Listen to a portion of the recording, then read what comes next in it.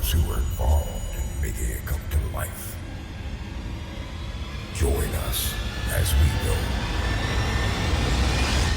behind the door. Good evening and welcome back to the Season 3 premiere of Behind the Door with the Grey Rooms podcast. I am your host, Brooks Bigley, and with me tonight is the author of Season 3, Episode 1, Jason Pouris. How are you this evening, Jason? I'm doing well, Brooks. How are you? I'm doing okay. There's been a bunch of stuff going on outside my doors preventing me from recording today, but here we are. Yes, here we are. Oh, so exciting. So where are you at right now? Where are you located, actually? I'm in Greenpoint, Brooklyn, in New York City. I actually moved. In the heart of the Big Apple. Okay, Yeah, you just finished moving, right? Yeah, I moved 5 days ago, and I've been settling in the new apartment. Now, did you get more space or less space from your previous residence? Equatable? It's a different setup. Yeah. Me and my roommate found a duplex at a pretty good price. So, Nice. so even though it's more segmented, it's overall, I'd say, more space. Right. And with everything going on nowadays, I feel like it's almost like a mover-ins world versus a mover-outs world because everybody's moving out. You know, some people can't pay their rent, and so that's leaving it open for people who need to move in somewhere to have, great places to find things. So I really hope you're happy with your new space there. Yeah, so far it's great, and it was a lucky find. My roommate has had that inkling of like he wanted stairs in his house. I don't know what got into him, but we found this place, so that works. So by being a duplex, it's split level. You've got those stairs that your roommate wanted. Yeah, that's right. And my roommate has the bottom floor, and I have the top floor, and then we have the shared common spaces, living room, and all that. Very nice. Very nice. Now, do you feel that you have more space to be creative in because of this? Yeah, because of the segmentation, I can't see my bed when I'm working. I don't have to see my roommate. It's kind of nice to have like individual spaces for each type of thing. Right. Yeah, that's important. Like I work from home, and especially it would be detrimental to have like your office set up in like where you sleep, because then you just get up and you're at work and you just have no separation, and that's probably very damaging. Yeah.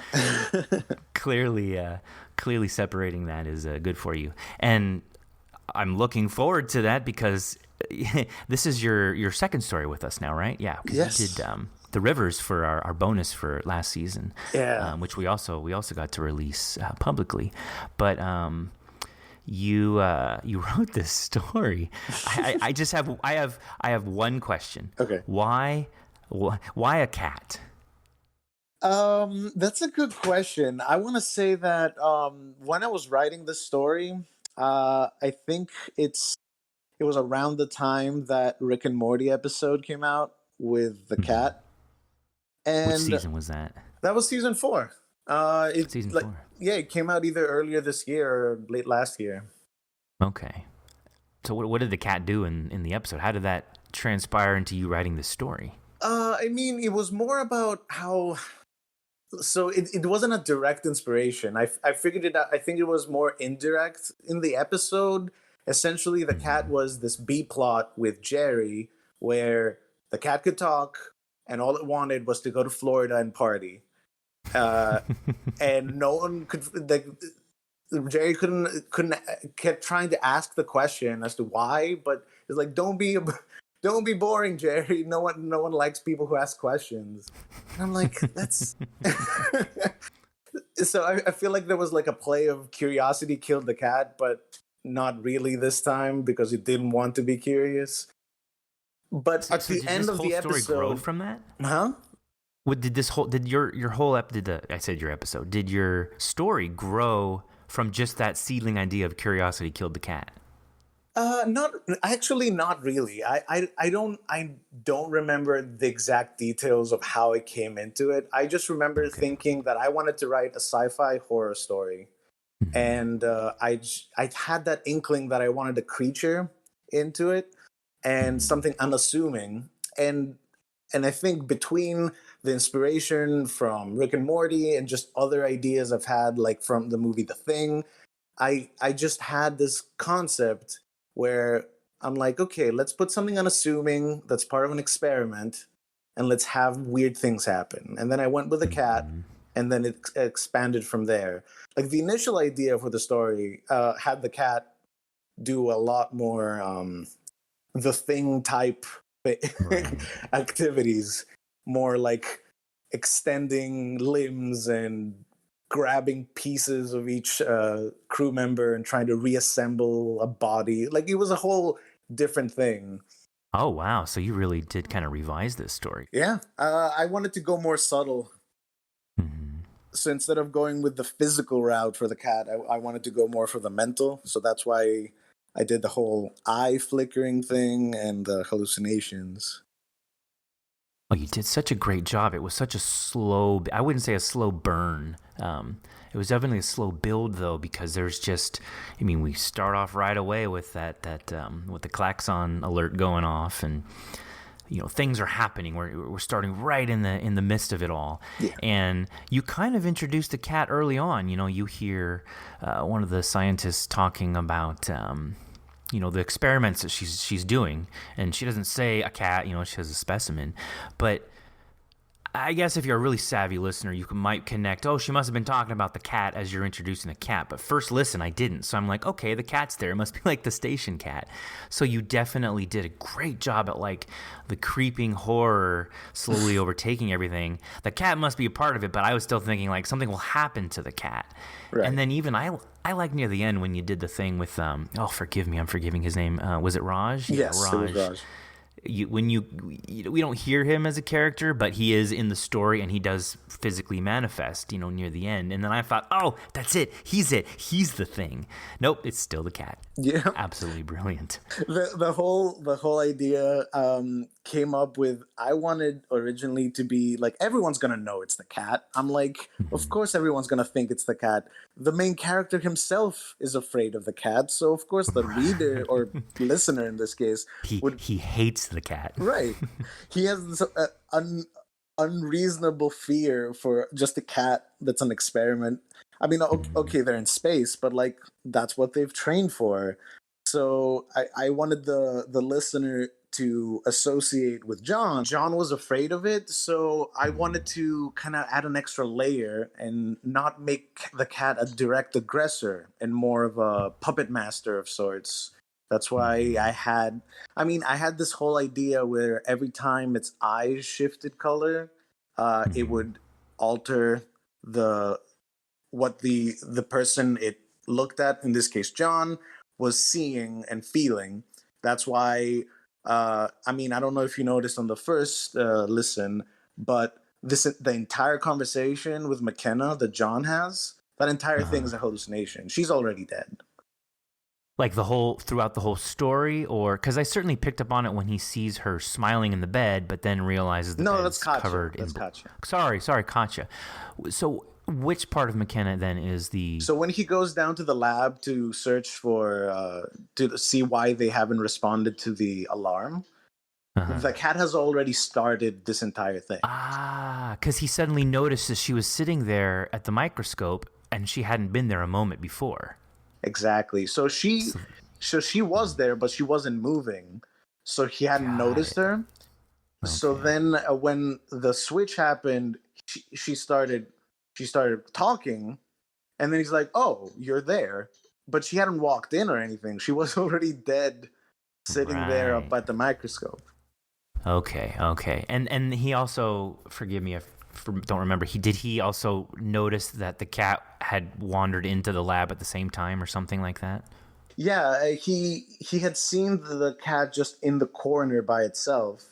And that's right, essentially the cat was distracting him from the dead body in order to manipulate him. Okay.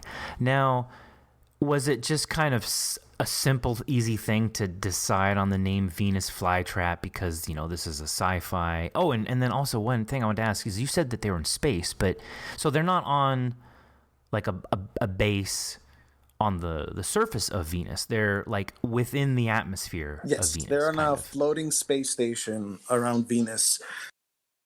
Okay, yeah, cool. So the name Venus Fly, I mean, it fits so well that like you would think that like there was lots of planning in just the setting and then coming with that name, and then it happens to be Venus. How did you settle on the name Venus Flytrap, or even the concept? Because, you know, even that's alluded to in the story, you know, the concept of like the cat is the plant and they're just the flies, and they're never going to get away. It's just a matter of time.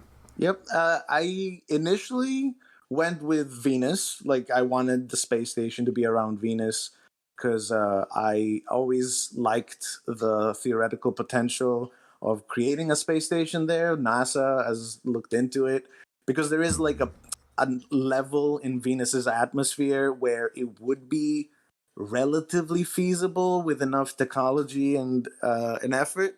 So I wanted to go with that first, and then I'm like, okay, I have a monster there that is, and they're essentially trapped in a station on Venus or around Venus. So it kind of developed from there, and I'm like, well, it would be cool. It would be cool if the cat was named a Venus flytrap, because that would kind of have a nice little ironic twist to it, I guess. It's not necessarily super deep, but I felt it fit the whole narrative. It fits perfectly. Yeah, it doesn't, like I was trying to say that, like, it didn't sound like you came up with any name afterwards. Like, what should I call this? Well, it reminds me of this. I'll call it this. I definitely feel like the name kind of was a part of the creation of it all, you know, or it was in the middle of the creation of it all. So that's a brilliant, brilliant name. Thank you. Tell me what you thought about the production. The production was so great. I've been eagerly waiting to hear it because this, unlike the Rivers, I had created this with the idea of the sound. Like, I wanted, that's why I put the alarm, and I put several like language not notations. That's for next season. But I thought about it more intensely this time around. I wanted the sound to be a certain way, and I couldn't be happier with how this all played out. I was like, all the little things that I had in my mind, like the like Leeway thumping his head while he was in the airlock, or the cat making noises. That was surprising to me because I left that vague because I didn't have a specific thought in mind as to how the cat should sound, and I think the choice that you guys made was great. I just now, do you mean at the very ending, or? I mean both the ending and there was another part when John was running, like those two parts near the ending and at the ending. That's right. Yeah, I love that subtle how Jason Wilson at the very end kind of mixed. It's just this innocent little cat kind of purring and meowing with like the true sound of whatever the hell your monster is. Right. It was a great finish. Yeah, Jason Wilson really is pushing himself this season. Like, this summer has just been growth for him in terms of all of these new stories that we've got in, and just watching him putting things together and finding new ways to do things and getting a hold of new plugins. I mean, this episode is just night and day compared to anything from season 2 and season 1. So it's really awesome. We got to start off with a sci-fi story too. I mean, we have not really explored, I think, sci-fi horror with our podcast. And yeah, I mean, I remember you guys talking about it. That's kind of where I got the initial idea for sci-fi. Is I remember you guys talking about it last season. I think near the end, at the last episode you guys released, you were talking about what you'd like to see next, and and stuff like that. And I'm like, they want to see sci-fi? I can do that. So I kind of went with that, and it worked. Okay. You just gave me an idea here. I wanted to ask you about the panel. What was the wording about John? It said it couldn't retrieve something error. And then I remember in the beginning, Katya gives John, he says that there's a 404 error.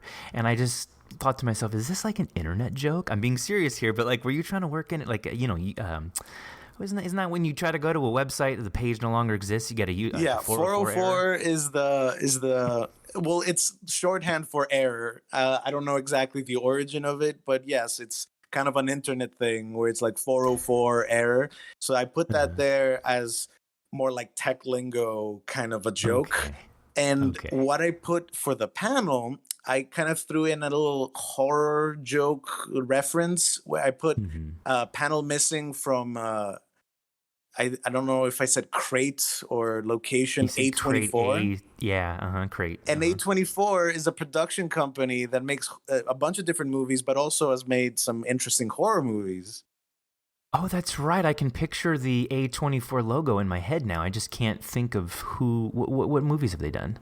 Off the top of my head, I couldn't tell you, but when I was writing it, I was like, that's a joke. Let me put that in there. There you go. See, that's so cool. I love little stuff like that. You got to keep doing that kind of stuff. Oh, then you'll enjoy the the stories I've written to submit for next season.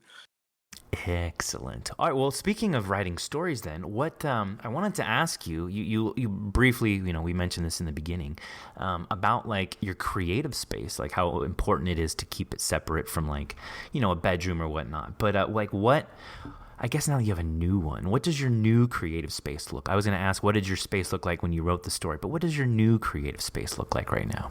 My new creative space is very incomplete. Right now, I have my computer connected to a TV, and I'm sitting on one of those big poofy seats, whatever they're called.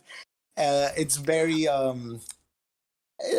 wouldn't call it bad, but it's not conducive to productivity. But my year-end move-in gift to myself will be to create a home office. And I've saved up some money, so I'm going to get a proper screen, because using a TV for a screen is killing my eyes. Like an actual office and a chair. Like maybe get a microphone going, because I'm also doing a bunch of other things on the side, like some music stuff and some other things. And I just generally want to make this into a real home office, something I can sit down and work for hours and not feel like I'm lounging. Yeah, like kind of just turn your brain inside out into the room and just be at peace in that space, that you can sit in yourself while you do your creations. That's I think that's where the best creativity comes from. So I really hope you get that squared away, man. Hope that's a Christmas gift to yourself. You only got a few more weeks here. So yeah, it's a all year kind of gift. Okay, there you go. I like those gifts. A long gift. Yeah, this week has been my first vacation all year. Obviously, with what's been happening, not really a vacation, more of a take a break from work and take a breath. Yeah. Well, then let me ask you about your former creative space. And don't get too bogged down on it being your former. I just wanted to just know in general, when you are in your creative space, that is your happy place. What does that look like? Do you go there every day to write? Do you have set times during the day? Do you do it once a week? Like, what motivates you to go to that creative space and start writing? So for me, it's kind of not as organized as I'd like it. That's why I kind of want to build this office. Originally, in the other apartment, I had a similar situation, but like with a couch and some more tables. So essentially, whenever I wasn't too tired from the day job and generally felt up to it, I just pulled up my Google Drive and started writing. And I'm not as organized as I'd like. So, well, in the sense that I have way too many stories concurrently going. But I want to fix that, because I'm so organized as far as the files are concerned, but I don't have a timetable, and I don't have like any specific, I don't know, set what is it called? Do you mean like just like a set habit, like a set? I mean, to me, it seems like it should be like about creating the habit of, like, I would assume for a writer, I'm not a writer, but like you get the idea for something, there should be a pattern and a habit to like, what do you do with that? Do you write it down on a piece of paper, stick it in your pocket, then go home and write? Or do you need to just, you could be washing the dishes, cleaning the dog, changing the oil in your car, and you suddenly get that seed, you run into the house and you sit down at the computer and you start typing it. Like, Oh, I see what that, you mean. Yeah, like, is that, how do you What I deal have with that? is I have a lot of I use Google Drive a lot, like for everything. So I have a whole bunch of files where I just have little blurbs of ideas I come up with. I just pull it on my phone, create a new Google Doc, and be like, "Oh, I had an idea for time traveling children coming back to experience America in the 21st century." That's not a joke. That's a Ooh. story I want to write. Interesting. Color me intrigued. Yeah, and I have a few dozen of these just waiting for me to sit down and expand on them. Two of which I've already written into full audio scripts to submit to you guys. Well, hey. And those, like, this time it's like full on. I wrote it based on how Michael rewrote my story. Like, I took his format and I'm like, okay, let's see how I can make that, but with very different stories. These are So basically, you want to put him out of a job, is what you're doing. no, I want to make his job easier. Just kidding. I want him to not have to sift through all the prose and be like, Yeah. This Let me again. cut off 8 paragraphs. I understand. We don't care about the color and shape of the cat's claws. Come on, Pouris, rewrite this. Of course. Well, that's great. Do you feel like you're planting too many seeds? Or I felt like a couple minutes ago I got the gist that you almost felt like you needed to go back and maybe focus on 1 or 2 instead of on 10 at a time, if that makes sense. Yes, I've already started doing that, mainly by focusing first on what I wanted to submit for season 4. And I have these 2 done. They just need to be cleaned up and edited. I'm thinking of writing another one. I kind of want to submit 3 to you guys this time around. And then after that, I have a bunch of ideas that I'll explore, but I've been holding off because I don't want to dip my toes into too many pools. Yeah, like get tied down to too many. I don't know how that works, again, as a writer. I'm not a writer, but like to hold multiple different worlds with multiple different, characters, and then be able to leave this story to maybe work on this story. I don't know. That's got to be a daunting task, or it might be easy. I don't know. Honestly, for me, I've never considered it a daunting task, simply because every time I open the Google Doc, I just start reading what I've already written, and my mind immediately gets transported to whatever world I had created for it. And Okay. and I've kind of forced myself to be able to get into that zone easier and easier over the years. I mean, initially it was difficult. Like, it took me a while to even write a full page or 2. Now, if I have the time and I let myself sit, I can easily write 10 to 15 pages in, like, I don't know, an hour. Yeah, that's great. I think that's a lot of people's struggle. They might have all the ideas in their head, and feasibly they could write really well. Writing then just is the tool to get their words out, but maybe they're not good at writing, and that's such a disservice. I feel it's sad to think that all these ideas could be bottled up in so many people that they can't get out because they just don't know how. Yeah. Honestly, that's an idea I've had in the past, which maybe in the future I'll expand on.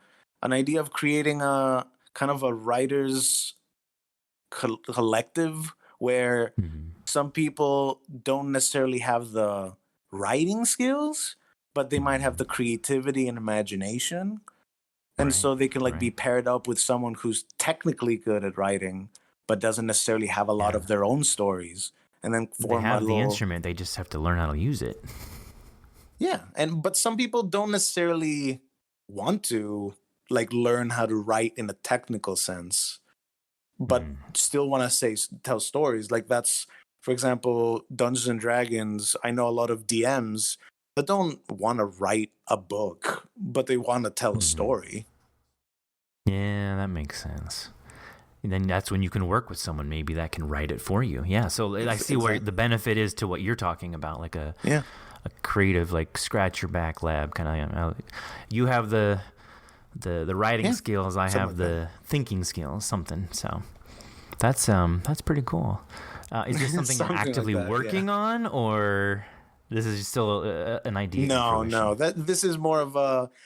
If I end up being able to be a professional writer as a career, which I'm working on, then I can like sort of develop that, but it's not a current priority. First, I kind of want to build on myself before I can take on anyone else. I feel like it would be irresponsible of me to try and form a group before I have my own stuff together. That makes sense. I understand that. Yeah, people would look down on something like that. Yeah, like they'll be like, "Who are you? Like, who are you trying to?" Yeah, show us your book. Show us your novels first. Right. So you do not have to reveal your day job because we all know you're Batman, anyways. Oh. But how does writing affect your life otherwise? Because you do have a day job, but clearly writing is your passion. How does that affect your life? Like, how does it help you? What does it fill in your life? Writing? Yeah. How does it? Writing? How does that feel? Yeah. Writing for me is a byproduct of something I've had since a very young age. I've always wanted to tell stories. Just like it all started, I want to say, early elementary school. In the school bus going to and from school, it was like over an hour long. So I always like had a few friends, and I was creating on the fly stories, like saying, okay, this happens, you move forward, what do you do? And essentially expanded over the years from there. I dabbled in Dungeons and Dragons. I always was more interested in being the dungeon master rather than a player because it allowed me to create this world. I never wanted to play any of the canned stories that they had because I wanted to make my own. Creative writing always interested me more than writing any essays at school. Anything that, like, voracious reader, consumer of all things, video games, movies, TV shows, theater, anything really that allows for creativity. It was interesting to me, but at the same time, I was also pursuing a scientific career. So for me, it was all trying to come together. And I feel like writing made the most sense in the end because it allows me to use both all this creativity and desire to tell stories while also be able to create stories that are based on the natural world or sociology, or in this case, based on some science. I'm not going to call it scientifically accurate because someone will rip me apart, I'm sure. But like, within reason, like, because I've watched so much sci-fi and I've gone like, come on, really? I can write that better. Not necessarily write that better, more like, or they got the science wrong, or like talking about stuff that sounds not real. Like, it doesn't have to be science that exists now, but like something that sounds plausible, maybe. Yeah, well, just for the reader, listener, whatever, to connect to the story, it's got to be rooted in some kind of plausibility, right? Unless you want to go high fantasy, but then it's no longer sci-fi, right? Yeah, I mean, true. Yes, that's very true. Science cannot explain magic yet. So, yet, right? Magic came first. I do believe in that. Yes, I understand. So what would you do if you couldn't write? Or have you ever gone, that's a silly question, like you can't just suddenly lose your writing skills. Like, have you gone through periods where you couldn't write? Or have you gone through periods where you're like, I'm just not feeling this right now? Honestly, writing itself started more seriously 5 years ago. Before that, I created stories in other ways. I tried to find outlets in other ways. I mean, I've always had some mental health issues, so and I only started seriously taking care of them at age 25, 5 years ago. So before that, I was kind of not engaging that part of me. Like I tried to write books a few times and like I gave up after 1 or 10 pages. There was never motivation.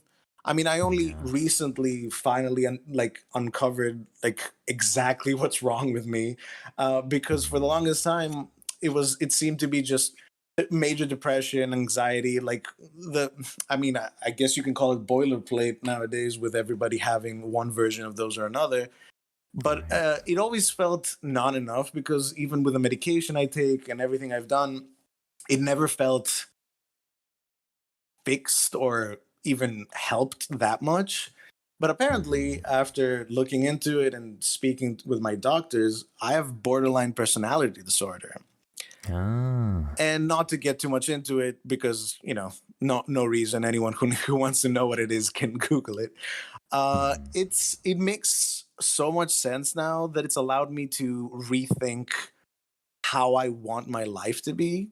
Not necessarily because I've changed who I am. I'm still who I am, but it gives me a new understanding of why I am the way I am.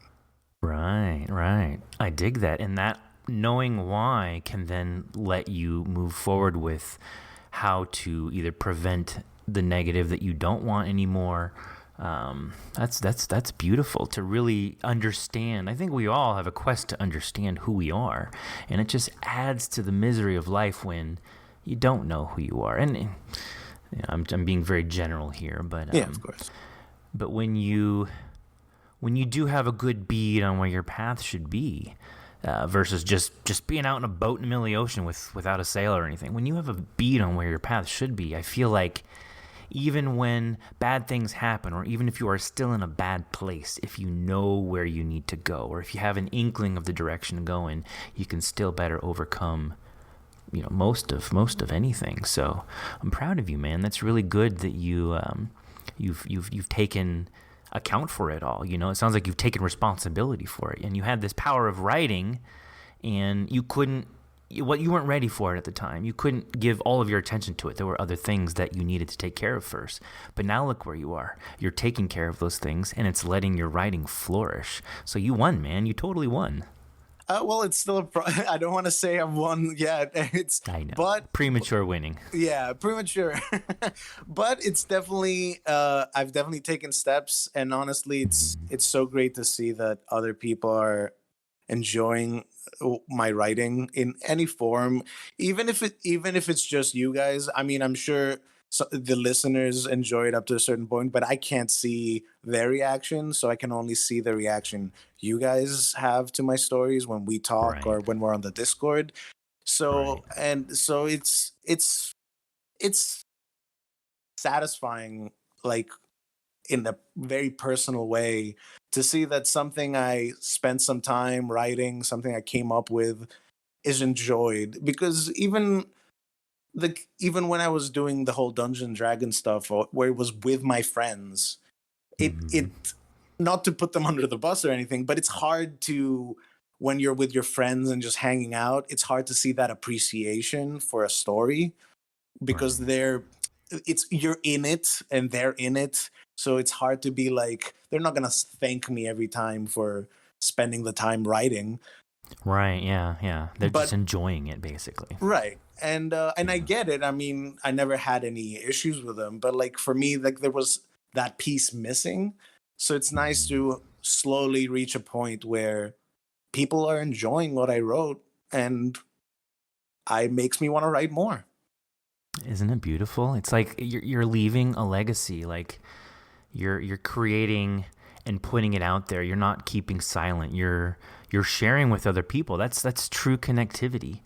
People all over the world are downloading our podcast. And as of this recording, we haven't released the episode yet, but once everyone hears this, your story will be out and about doing its thing.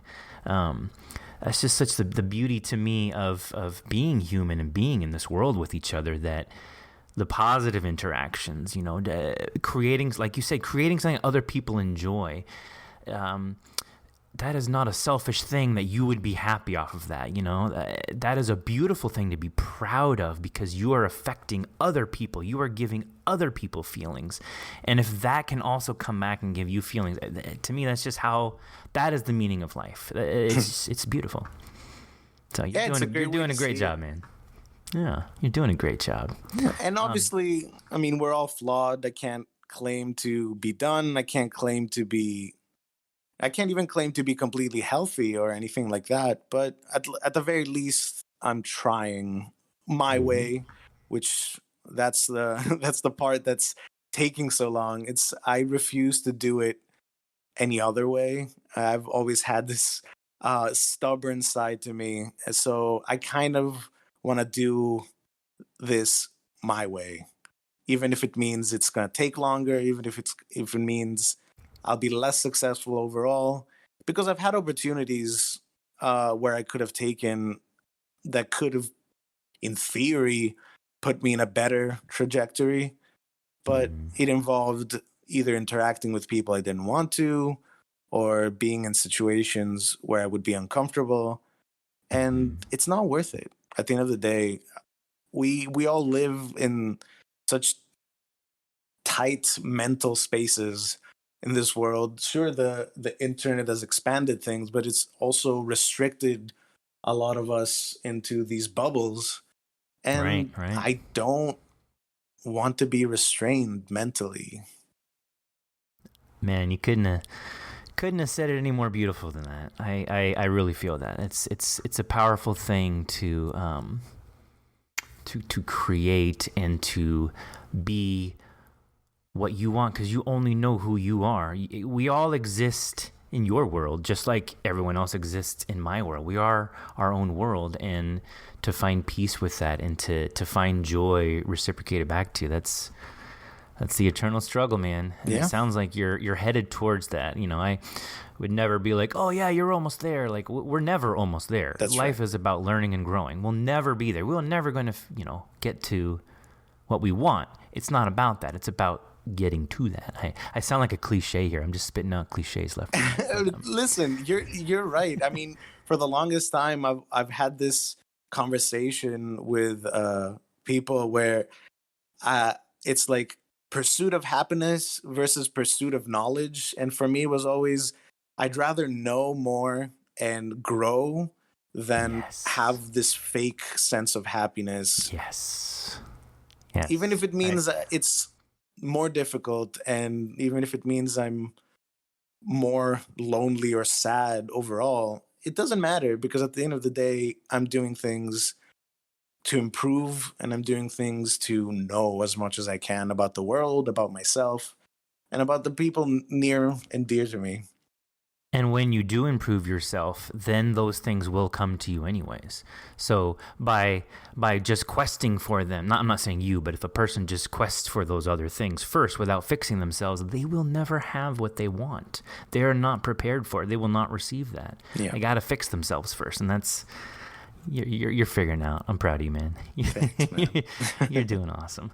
Do you have any advice that you want to give to other people that want to start writing? I want to say more like want to start writing better, because you're an evolving writer, so instead of just being like, oh, here's how you can get your first book out or whatnot, is there anything you want to share with people about what they should do to get their writing better? To get their writing better? Honestly, the two things that I do to always find new ways to improve is read, obviously, is one. I mean, these are going to be cliches. Most writers say the same stuff, is when you want to write something, just write it. Thinking about it will never lead anywhere. You just have to sit down and write it. It's going to be bad. You might get stuck. You might not know what to write next. Doesn't matter. Just write it. And if it's bad, it's bad. Read it out loud. Read it to yourself. Have someone else read it. Just be able to take the criticism, whatever it is. Even if you hate it, even if someone hates it, it doesn't matter, because at the end of the day, it's temporary. You can always fix it. And it's not a story that necessarily has to be told, right? Not everything has to be out there. Just because you wrote it doesn't mean it's a waste. You put yourself out there. Maybe it works, maybe it doesn't. If it doesn't, learn next. That's it. Exactly. Yeah. And You learn there's what so to much content avoid. out there. Just consume it and just combo it in your head. That's what I've been doing. It's like every time I come up with an idea, is like, okay, what's cool? Space and cats. Boom. That's a story. Boom. Quotes. Boom. I love it. Space, cats, boom. I love it. And one thing, too, you said I wanted to piggyback on. Let's say you wrote a story you're really proud of, and then you shared it with 5 of your friends, and all 5 of them are like, you've done better. I've read better. Meh, right? Right. That doesn't mean shit. Exactly. That means that those 5 friends at that time were not ready to read your story and or didn't care about it. It doesn't mean the other 7 billion people on this planet wouldn't love it, or the next 5 people you asked would have completely just tickled you pink with telling you how amazing the story is. So it'd be such a shame to have those 5 friends tell you that. Oh, excuse me. To have your 5 friends tell you that, and then you just stop writing, or you internalize that, and it makes your writing worse. Such an important lesson that people have to learn. Because at the end of the day, your friends like what they like, and maybe what they like isn't what you want to write. Like, I love horror, but most of my friends aren't so into horror. So Right. reading my stories, sure, like I have a good friend who has read my stories and has helped me, but both reading and reading horror are not his thing. So I always take his advice with a grain of salt, because I know he's not my target audience. So he gives me advice based on what he can, and he tries. But at the end of the day, it's my decision. Right, exactly. Yes. Yeah. Yeah, even having a bad opinion, given to you is still something to consider. Like, why did that one person not like this scene even though these other 3 did? Exactly. Maybe there's still a way I could just add or change or something. It's just a learning process. It doesn't mean that what you wrote was wrong, or that the rest of the world based on this one person is not going to like it. So, but like, it's just such a hang up that people get caught up on. So when you were saying like it's a cliche for authors to say certain, or writers to say certain things, it's a cliche because it has to keep being said, because it's such an easy truth. Maybe that's what a cliche is an easy truth that's so hard to swallow. Yep. So many people get discouraged right off the bat, or I just don't know how to get these stories out. And were you thinking about it during lunch today? Yeah. Well, why didn't you write an idea down? Or there's just so many ways to go about it that people just don't look at, I guess. So And you're honestly, ticking all the marks, though. the way the world works now, it's never been easier to improve. There's so much free knowledge just readily available, a sentence and a click away. It's there's YouTube videos of writers talking. Stephen King is on Twitter just tweeting a whole bunch of stuff. If you have some money to spare, there's a bunch of classes of famous writers, famous editors, famous whoever, whatever you want. You can like just listen to them talk. Obviously, they're people too, so never just take anyone's word as godly advice. That's the one thing that I find myself separating from a lot of people that I've talked to, is I don't revere people. Like, sure, Stephen King is great, but I'm not trying to be Stephen King, nor do I want to write like Stephen King. Right. So his advice will only go so far. Yeah. Well, of course. It's kind of more about like, instead of saying who plays the guitar the best, it's more of like, what are there different ways to play the guitar? How can I come up with different sounds? That kind of thing. It's not about who's better at it, or you should only be taught by this guy because he plays so much better than that guy over there. Right. And multiple opinions will actually help you improve more. Because I had I've started a kind of a reading and writing club with some of my friends, and they're very different in what they enjoy from writing.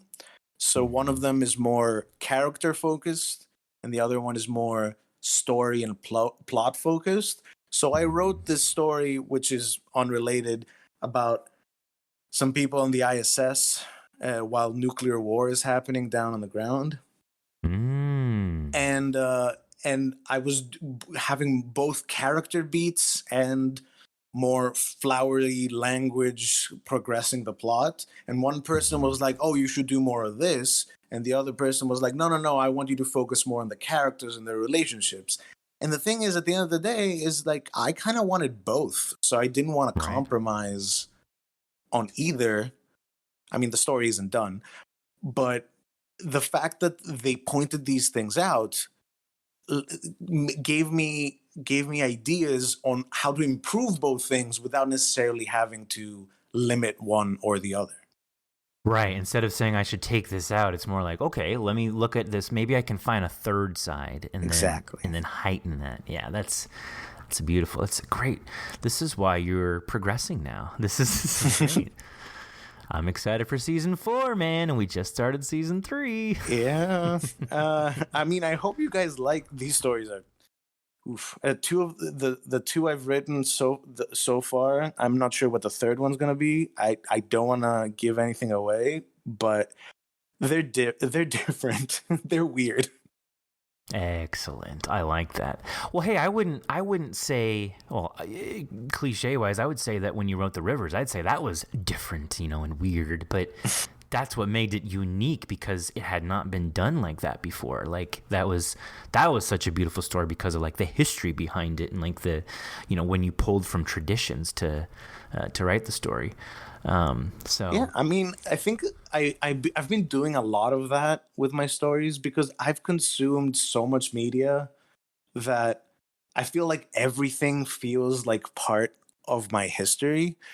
Yeah.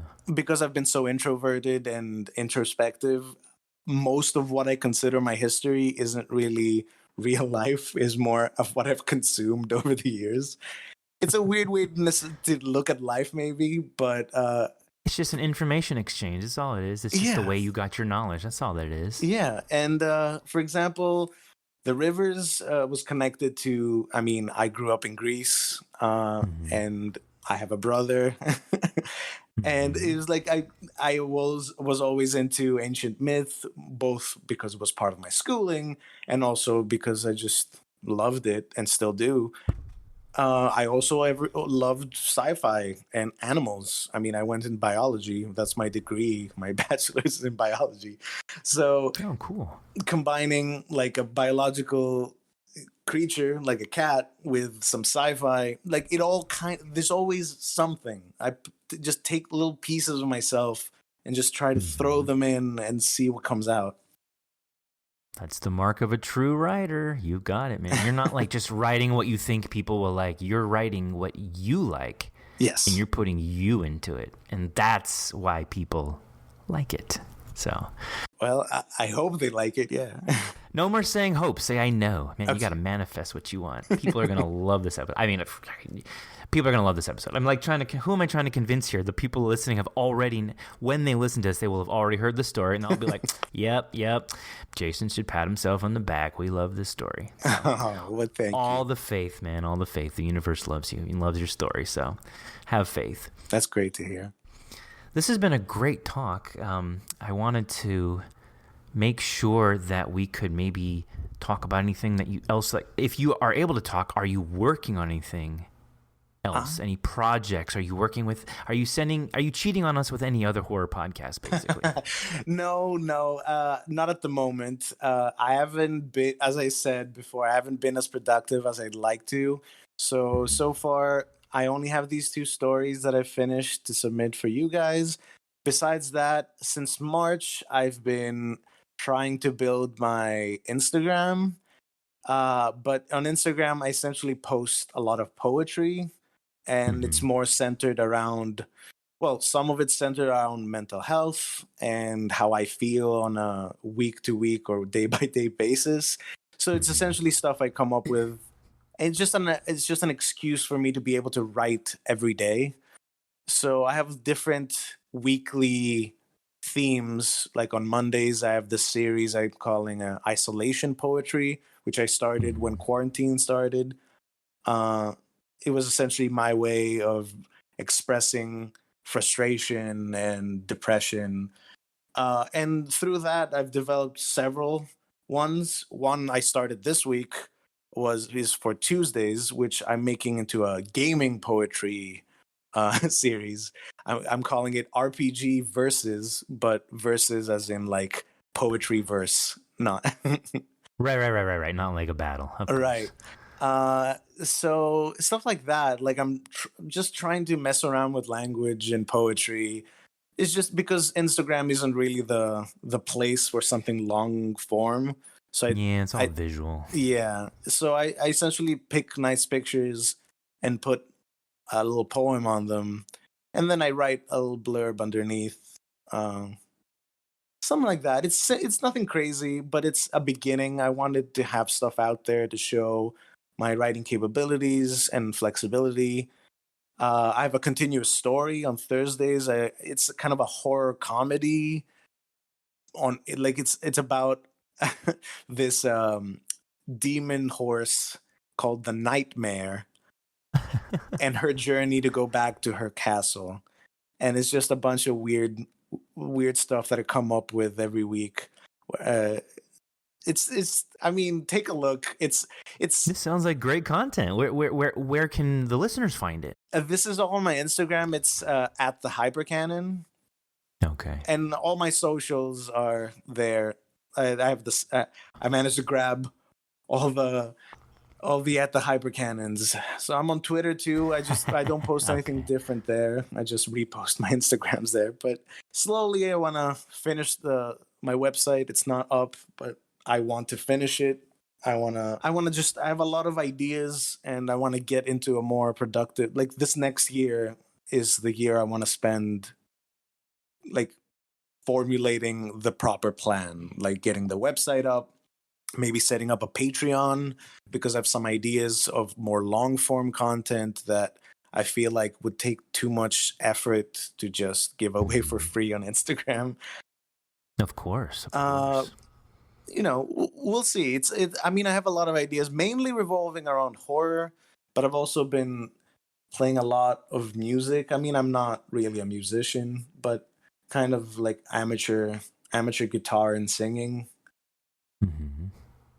Stuff like that. So you're keeping busy. Like you're a very creative person. I can tell that you really live in a creative light. You're not just like, oh yeah, and then I ride on my stationary bike a lot, and I like to garden out in the yard. And yeah, you're a very creative person. Yeah, I mean, I spent the entirety of October doing this thing called Drawloween, which essentially you draw every day a new image based on a theme. I'm also not an artist in that sense, but I enjoyed it, and since I tried it last year too, and even though I stopped drawing for a full year, this year's attempt was even better than last year. So I feel like I also want to start dabbling more into the drawing stuff, even though it's only pencil, so it's nothing crazy. But I highly encourage you to do that.